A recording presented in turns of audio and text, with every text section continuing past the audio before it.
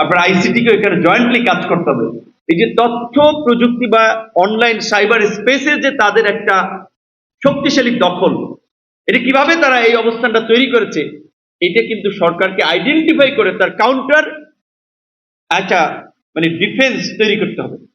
এইখানে কিন্তু বিএনপির অত্যন্ত অবস্থা দুর্বল সাইবার স্পেসে আমি বলবো।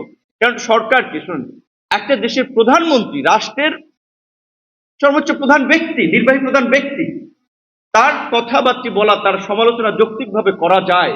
আজকে কিছু কন্টেন্ট ক্রিয়েটরের নামে কিছু ব্যক্তি এমন অশালীন কুরুচিপূর্ণ মন্তব্য করে, এটা তো রুচি পরিপন্থী।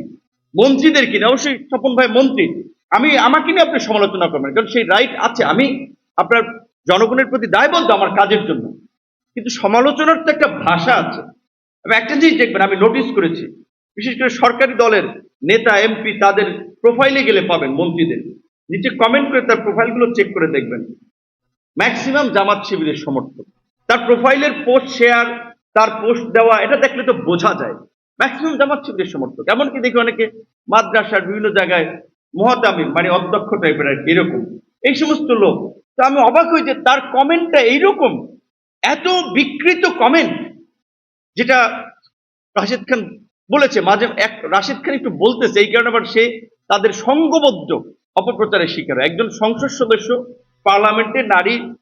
পার্লামেন্টের তার সহকর্মী নারী সদস্যের বেশভূষা, তার দেহের মানে বর্ণনা দিচ্ছেন।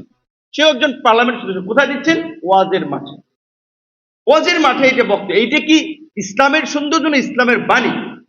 রাশমিকা মান্দানা পৃথিবীর সবচেয়ে সুন্দর নারী, আপনি এই বেগানা নারীর দিকে তাকাইলেন কিভাবে? সে সুন্দর, তার অবয়ব, দেহাকৃতি, এইটা আপনি দেখলেন কিভাবে? এটা হচ্ছে ভণ্ডামি, এটা হচ্ছে ভণ্ডামি। এবং এই সমস্ত মানুষগুলো ইসলামকে বিতর্কিত করছে, ইসলামের নামে রাজনীতি করে আপনার মানুষকে বিভ্রান্ত করছে। এই বিষয়ে আমাদের সতর্ক থাকতে হবে। আজকের আলোচনার বিষয়ের আমি এখানে এটুকুই বলতে চাই যে বিএনপি